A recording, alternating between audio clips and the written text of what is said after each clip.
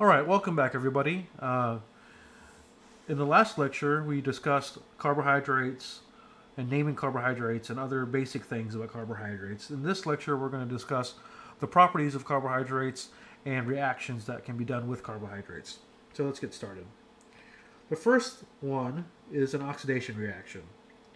So, as we discussed in the last lecture, very small amounts of the open chain are actually present in solutions. And when they're in the open chain, we have an aldehyde here that's sitting right next to hydroxyl.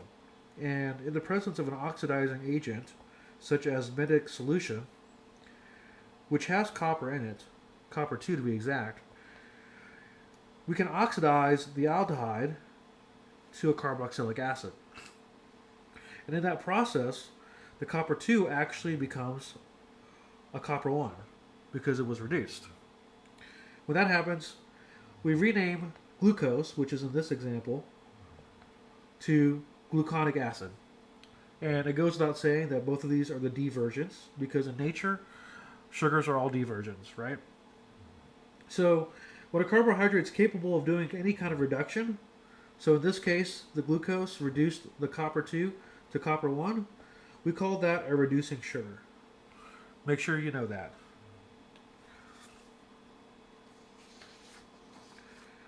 So we can also oxidize fructose to glucose as well, right? So fructose, remember, is a ketohexose, right? Which means it has a ketone. So here is fructose, and here's the ketone that is in question, right?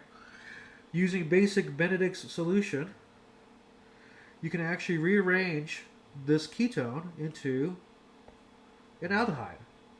And when you do that, the fructose becomes a glucose, right? No longer is it a ketose because the ketone is gone. It's now an aldose because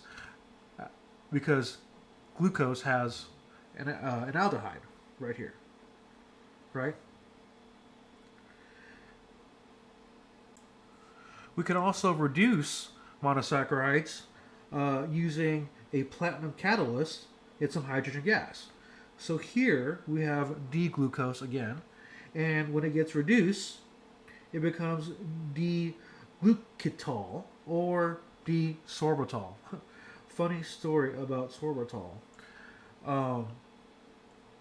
Sorbitol is actually known as a sugar alcohol, and many of the sugar substitutes that we use in like low sugar or sugar-free foods are actually sugar alcohols.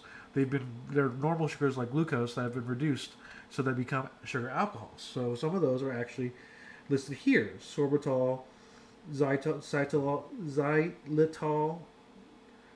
xylose, mannitol, and mannose. You see mannitol a lot in like gummy bears and stuff like that. Speaking of gummy bears, this is actually a nutrition facts label from Haribo's sugar-free gummy bears, right? And if you take a close look at it, sorbitol is actually one of the listed ingredients in sugar-free gummy bears. And so the reason why it's a funny story is because back when I was in grad school, I had an undergraduate working in my lab, and we actually use sorbitol to help in the expression of proteins and enzymes when we grow cells. And so there was this big bucket of sorbitol. I needed some of it, so I asked an undergrad of mine to actually pull the bucket down from the top stock so that we could get the sorbitol. Well, he pulled it down, but in the process, he spilled some of it on himself, right? And some of it may have fallen in his mouth.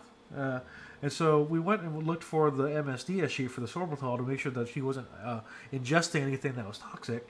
And so the funniest thing happened when you type in sorbitol into Google. It comes up with all these Amazon reviews for Haribo's sugar-free gummy bears. And these reviews are quite hilarious. So if you've never read them before, I encourage you to do that. Just type in Amazon reviews, sugarless gummy bears, or something to that effect, and you'll find them. They're quite funny. But So to end the story, we we asked him the next day if he had any gastrointestinal issues because of the sorbitol, and he said no. So we're pretty sure he didn't ingest any of the sorbitol. But that being said, I forgot to mention that when a sugar that ends in cose, like glucose, gets reduced into a sugar alcohol, the name changes to etol, right? So that's why it's D-glucose has turned into D-glucotol, or in this case, sorbitol, D-sorbitol. Sorbitol is easier to say. So let's practice a reduction of a monosaccharide.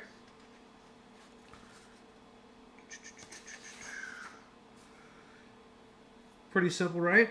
We have D-mannose here, and we're going to turn it into D-mannitol. We're going to need some hydrogen gas, and we're going to need some platinum catalyst to do a reduction here, right? And when we reduce an aldehyde, which is this guy right here, right? It becomes a sugar alcohol. So let's draw out the open chain. H, H, OH, OH, H, H, OH, OH, right? And then down here it stays the same because there's nothing to reduce down here. C2, CH2OH, and the aldehyde becomes CH2OH as well, right? We gained 2 hydrogens in here, whereas there used to be only 1 hydrogen that came from this hydrogen gas, right? And that is our sugar alcohol, mannitol. I believe there's 2 N's in mannitol. There we go. Alcohol's on the right side, so it's a D-mannitol. Don't forget that. So as far as applications go, when it comes to the oxidation reduction chemistry of monosaccharides, we can do glucose testing. So we all know that the kidneys absorb glucose from the bloodstream, right?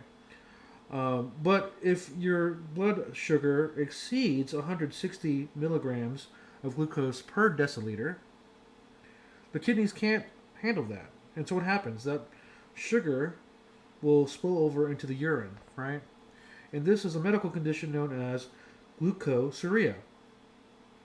There's actually a test that we use that involves the same kind of chemistry, oxidation reduction chemistry, right? That can help us determine whether or not a person is suffering from this condition, right? So here's glucose in the bloodstream, D-glucose in the bloodstream, right? In the presence of oxygen and glucose oxidase, what is glucose oxidase? It's an enzyme that does oxidation, right? It can actually oxidize the aldehyde of glucose to become a carboxylic acid, right? And when that happens, glucose becomes gluconic acid. But that's not the part that you can use to diagnose somebody with glucosuria. One of the byproducts of this reaction is hydrogen peroxide. And hydrogen peroxide, when you add it to a dye known as 2-methylaniline, with the peroxidase enzyme, you get a colored solution, right? You get a colored solution. And the color of the solution actually indicates the concentration of glucose in the urine. So here's blue, and blue is 0, right? And remember, we don't want it to exceed 160, right? So we're looking when we're doing this test to find find test results that are in between blue-green, which is 100 milligrams per deciliter, and green, which is 250. Anything bigger than that, you have a problem, right? So anything bigger than green to dark brown is bad. How does this work? Well, it works because for every molecule of gluconic acid that is produced from this reaction, there's also a molecule of hydrogen peroxide. That means that the concentration of gluconic acid is the same as the concentration of hydrogen peroxide. And that's why you can use that as a way of detecting what the concentration is of glucose in the system. So that's pretty interesting. And this is actually a photo of the actual test right here. The color test. The package comes with little colors on it, and you compare the color of the test strip to the colors on the side of the bottle. So if you've ever done any testing with like pool water or with fish tanks, they all come with the same kind of test strips where you dip it into the water and then it comes out and it changes colors. And when it changes colors, you just compare that to the key, which is either on the bottle or in the instruction manual. Pretty interesting stuff. So enough about monosaccharides. Let's talk about disaccharides now, right? So what's a disaccharide again? It is two monosaccharides that are linked together. When you have two glucoses linked together, you have maltose. When you have one glucose and one galactose linked together, you have lactose. And when you have a glucose and a fructose together, you have sucrose, right? So the most common disaccharide sugars that we encounter are maltoses, lactose, and sucrose. Let's first talk about maltose, known as malt sugar. It's interesting because it is two alpha D-glucose molecules that are joined together by an alpha 1,4 glycosidic bond.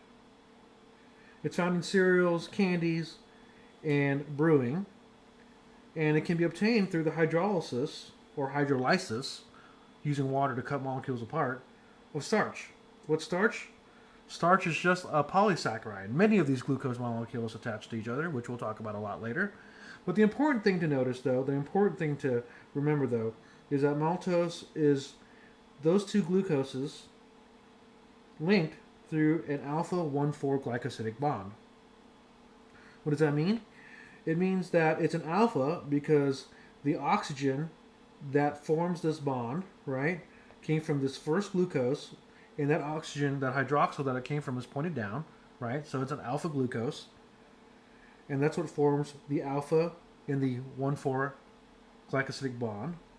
It's 1 because it's on the first carbon of that first glucose, and 4 because it's on the fourth carbon of the second glucose. So remember that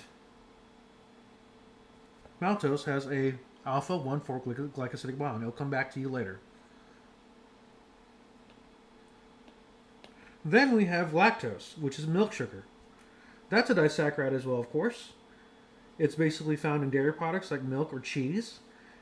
It's about 6 to 8% of human milk and about 4 to 5% of cow's milk. The interesting thing, though, is that it's composed of a beta D-galactose and an alpha or beta D-glucose.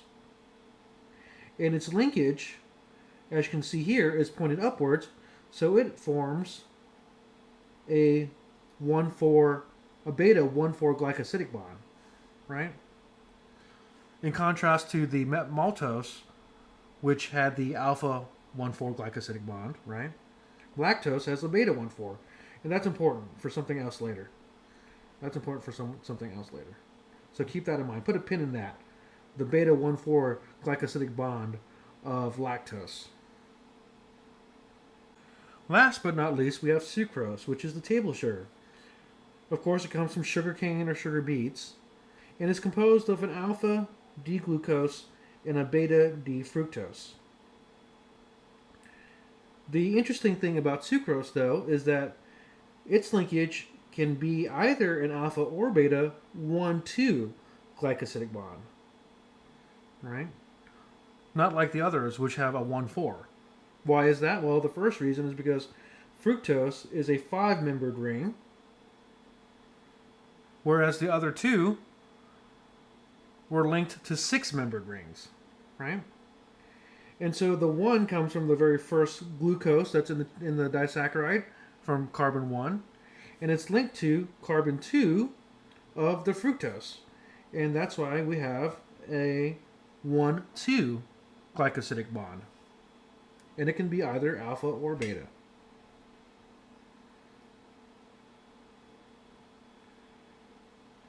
The thing about sucrose, though, is that it can't form an open chain, it cannot be oxidized, and Benedict's reagent, it cannot react with Benedict's reagent, and it cannot reduce a copper, like what happens when you use Benedict's reagent.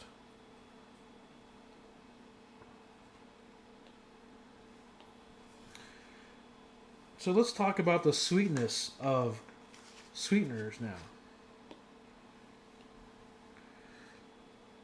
So all the sugars and the artificial sweeteners, they differ in sweetness, but everything is compared to sucrose, how sweet something is, right?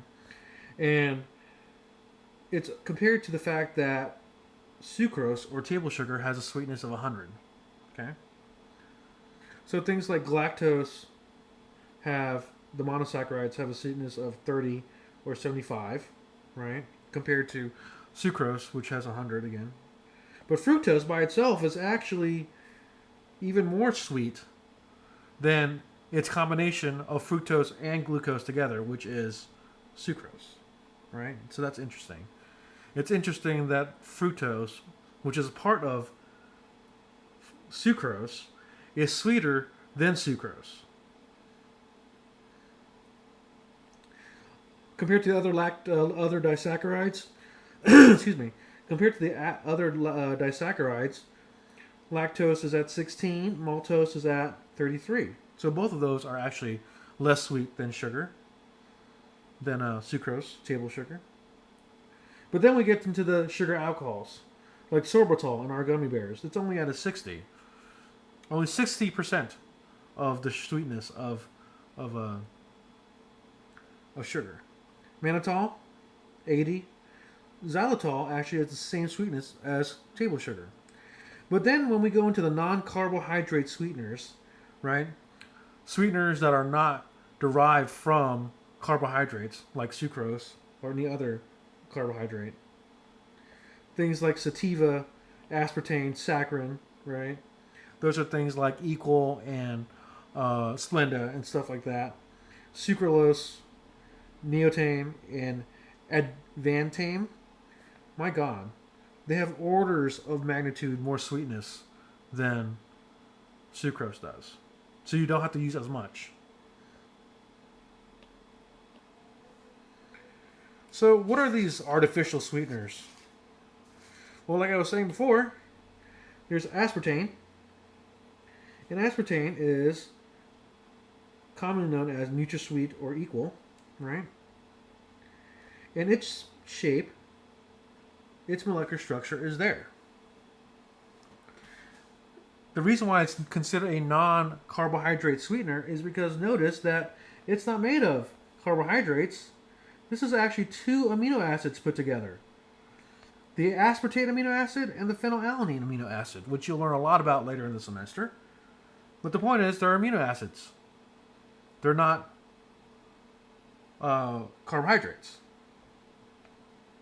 Sucralose, though, that is a derivative of a sugar. It's marketed as Splenda, and it actually comes from sucrose. And the difference between it and sucrose is that sucralose has these 2 chlorines on there instead of hydroxyls. So this actually happens a lot, where chemists will go through and change substituents of known molecules that have a certain effect, hoping to increase the effect or make it more efficient by changing some of the constituent molecules, constituent atoms, but retaining the original shape, the original structure. So that's pretty interesting there. So saccharides play a huge part in blood type as well. Those carbohydrates are what determine whether a person has type A blood, type B blood, type AB blood, or type O blood.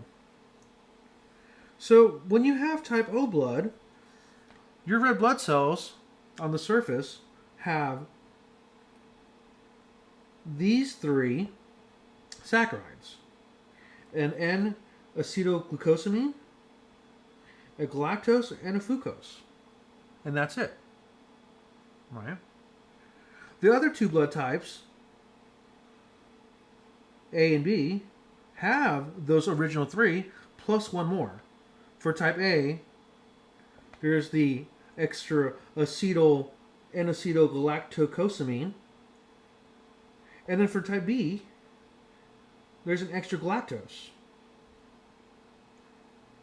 And then when you have type AB blood, you have both of these in your blood. Right? So that's the reason why type O blood is the universal donor. Because when you introduce O blood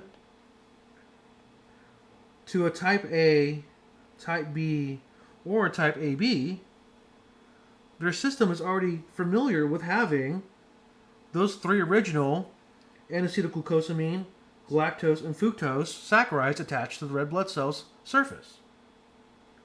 The problem comes when you try to introduce one of these extra saccharides into a blood type that doesn't have them. For example, trying to donate type A blood into O type blood patient, right? That would create an immune response because this would be considered an antigen, right? It's something very foreign to that body because that body is used to having red blood cells that only have those three saccharides, not four saccharides. And that's why you can't donate type A blood to a type B patient. Type O patient. But you also can't donate it to a type B patient either. Because the type B patient is used to having the extra galactose in that position, not the N-acetylgalactocosamine, right? So when you have type AB blood,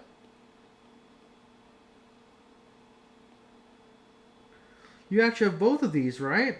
So you can receive any blood because your body is used to having just the three original and used to having the three original plus acetylgalactocosamine, or the three original plus the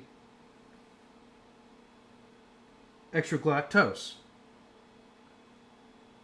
And that's why type A blood type is the universal recipient.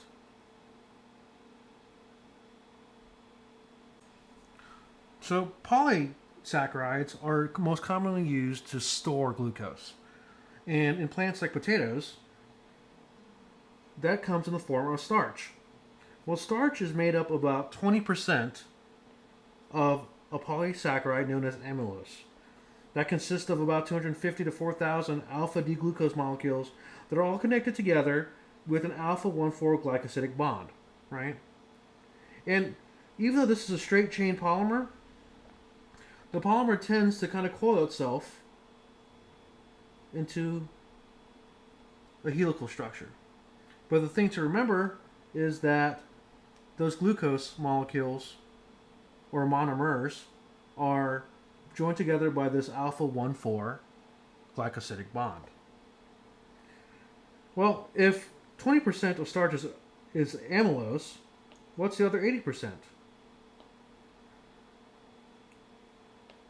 If 20% of starch is amylose, then what is the other 80%? Well, it's called amylopectin. Amylopectin is actually very similar to amylose, except that it's a branch chain polysaccharide, right? Where the glucose monomers can be attached by either an alpha-1,4 or an alpha-1,6 glycosidic bond, right?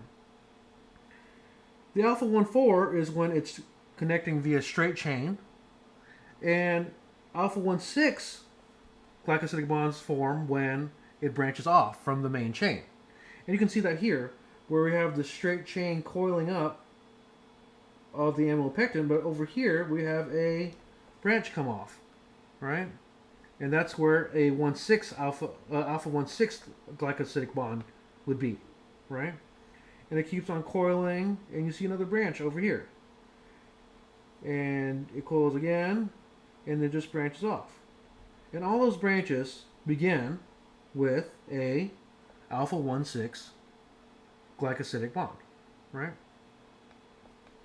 Why is it 1,6? Because the branch happens at the 6th carbon of the glucose molecule. And then the 1,4, again, because carbon 1 of the first glucose and carbon 4 of the second glucose. And the alpha because the oxygen is pointing down. Remember that. That's important.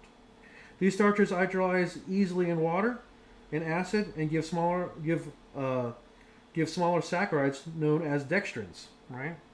Then they hydrolyze even further into maltose, which is a disaccharide of 2 glucoses, and then finally to glucose, which is what happens in your body when your body starts to metabolize glucose for energy, right?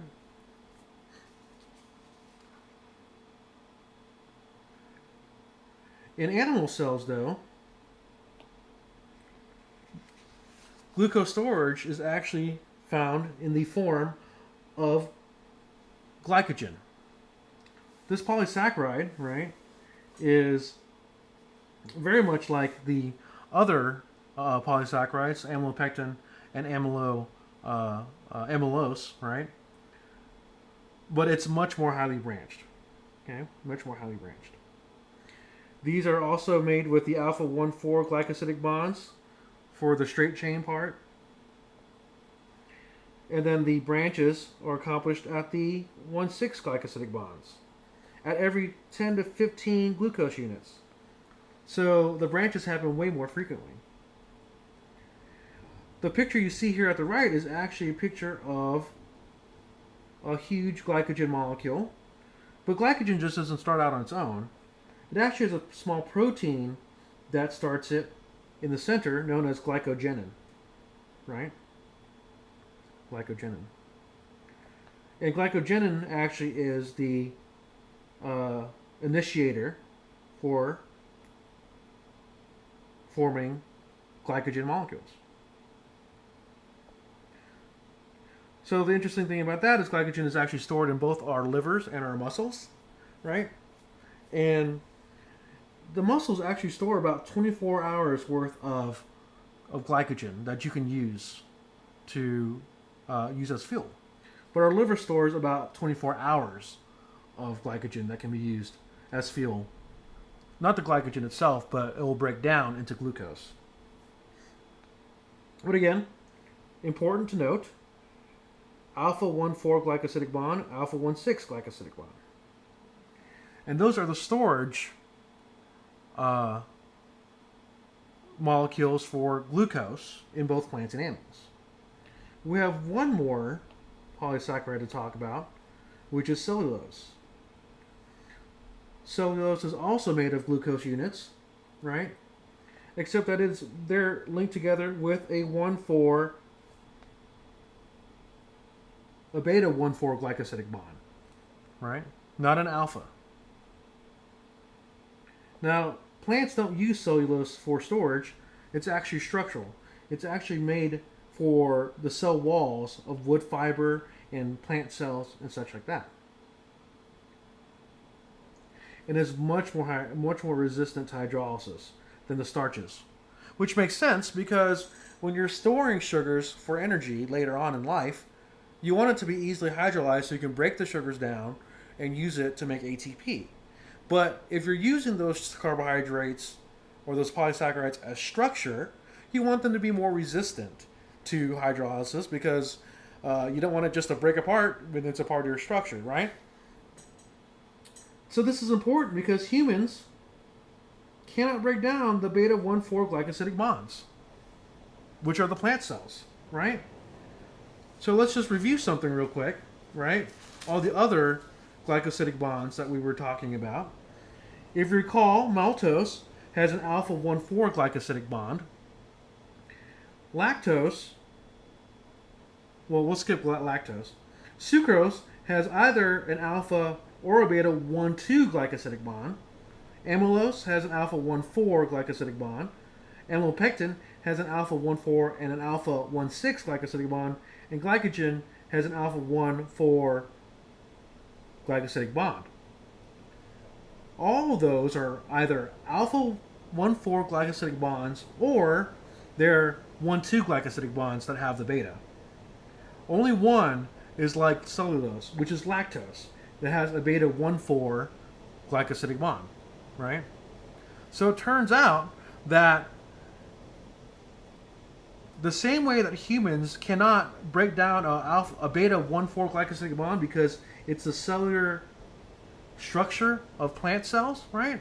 Some humans cannot break down lactose because of the beta 1,4 glycosidic bond. So that's the basis for lactose intolerance. Very interesting stuff. And I believe that actually ends our lecture on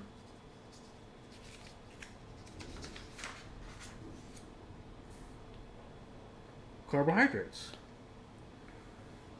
Same as last lecture, the things that are due at the end of the day today are Blackboard assignments 8 and 9 and quiz 7. Due at the end of the day next time, on March 30th, are assignments 10 and 11 that are going to be assigned today, and then quizzes 8 and 9. They're also assigned today. And again, don't forget to work on your lab midterms. They're also due by the end of the day today. Don't forget to do your lab midterms. All right. Thank you, everybody. Have a nice week.